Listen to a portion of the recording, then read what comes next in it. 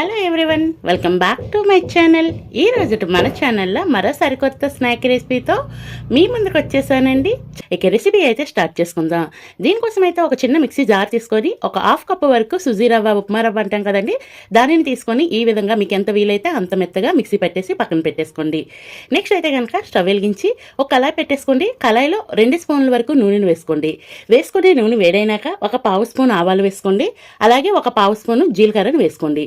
ఈ 2 చిటపటలు అయిన తర్వాత ఏ కప్పుతో అయితే రవ్వ తీసుకున్నామో అదే కప్పుతో కప్పు పావు వరకు నీళ్ళను వేసుకోండి. ఫస్ట్ ఒక కప్పు వేసుకోండి, తర్వాత ఒక పావు కప్పు వేసుకోండి. అలాగే ఇందులో సన్నగా కోసుకున్న కొత్తిమీర తరుగును కూడా వేసుకోండి. నెక్స్ట్ అయితే ఇందులో రుచికి సరిపడినంత ఉప్పును వేసుకోండి. ఈ వాటర్కి రవ్వకి సరిపడినంత ఉప్పును మాత్రం వేసుకోండి.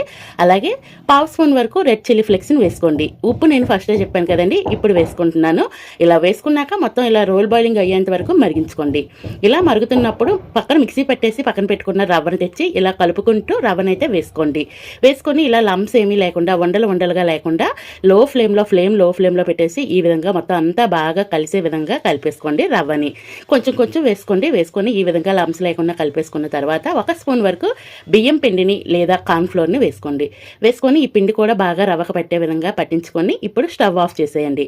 కంప్లీట్గా ఇలా కలుపుకున్న తర్వాత దీన్ని చపాతీ పిండి ఎలా అయితే కలుపుకుంటామో అదే విధంగా కాస్త గోరువెచ్చగా అయినప్పుడు కలిపేసుకోండి. మెత్తగా కలుపుకున్న తర్వాత ముందుగానే ఒక బంగాళదుంపను ఉడకబెట్టి పైన ఉన్న పొట్టును తీసేసాను. ఈ విధంగా ఏదైనా చిన్నగా తురుముకునేది ఉంటే ఇలా సన్నగా తురిమేసి వేసుకోండి. లేదు బంగాళదుంప మెత్తగా ఉడకపోతే ఇలా గట్టిగా మ్యాష్ చేసేసిన మ్యాష్ అయిపోద్ది. ఇప్పుడు ఈ బంగాళదుంప మొత్తాన్ని తురిమేసుకొని ఈ రవ్వని బంగాళదుంపని బాగా కలిసే విధంగా కలిపేసుకోండి.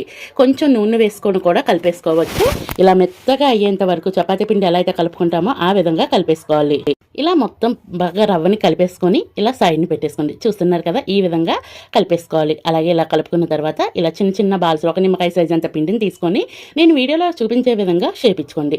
ఏ షేప్లోనైనా చేసుకోవచ్చు. ఇలా చేసుకుంటే కాస్త బాగుంటుంది. అన్నింటినీ ఇదే విధంగా చేసుకోవాలి. అలాగే మన ఛానల్ ఇంతవరకు ఎవరైనా సబ్స్క్రైబ్ చేసుకోకపోతే ప్లీజ్ అండి సబ్స్క్రైబ్ చేయండి. వీడియో నచ్చితే లైక్ చేయండి. మీ ఫ్రెండ్స్ అండ్ ఫ్యామిలీ మెంబర్స్కి షేర్ చేయండి. అన్నింటినీ ఇలా రెడీ చేసేలోపే నేను డీప్ ఫ్రైకి ఆయిల్ పెట్టేసుకున్నాను. ఆయిల్ వేడైనాక 1 by 1 మన కళాయిలో ఎన్ని సరిపోతాయో అన్నింటినీ వేసుకోండి. ఆయిల్ వేడైనాక ఫ్లేమ్ అనేది మీడియం ఫ్లేమ్లో పెట్టేసి medium to high flame adjust చేసుకొని 2 వైపులా మంచిగా కలర్ వచ్చేంత వరకు వీటిని ఫ్రై చేసుకోండి. ఒకవైపు కలర్ వచ్చినాక రెండో వైపు టర్న్ చేసుకోండి. ఇలా రెండో వైపు కూడా మళ్ళీ కలర్ వచ్చినాక అటు ఇటు తిప్పుతూ లైట్ గోల్డెన్ బ్రౌన్ కలర్ వచ్చేంత వరకు ఫ్రై చేసుకోండి. బయటని క్రిస్పీగా లోన సాఫ్ట్గా భలే రుచిగా ఉంటాయి.